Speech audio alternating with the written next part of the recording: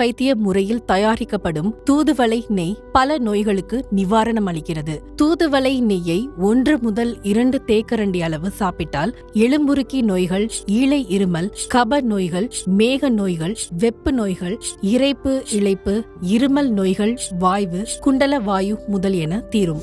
புகை பழக்கம், மது பழக்கம் போன்ற பின் விளைவுகளான புற்றுநோய் என கண்டறியப்பட்டால் ஆரம்ப நிலையிலேயே தூதுவளை இலையை பயன்படுத்தி நற்பலனை பெற முடியும். தொண்டை புற்று, கருப்பை புற்று, வாய்ப்புற்று ஆகியவற்றிற்கு தூதுவளை நல்ல மருந்தென நிரூபிக்கப்பட்டுள்ளது.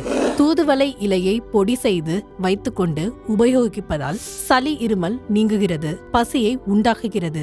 ஆஸ்துமா நோயாளிகள் தொடர்ந்து பயன்படுத்திக் கொள்ளலாம்.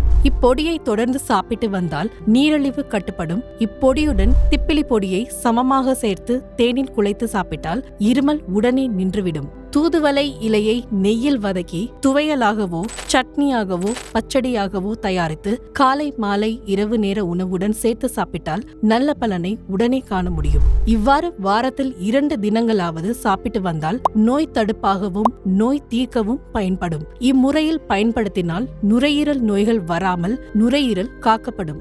ஆஸ்துமா, ஈசினோபிலியா நோய் வராமல் தடுப்பு மருந்தாகவும் வந்த பின் நோய் நீக்கவும் பயன்படுகிறது. தூதுவளையை பயன்படுத்துவதால் மூளை நரம்புகள் வலிமையடைகின்றன.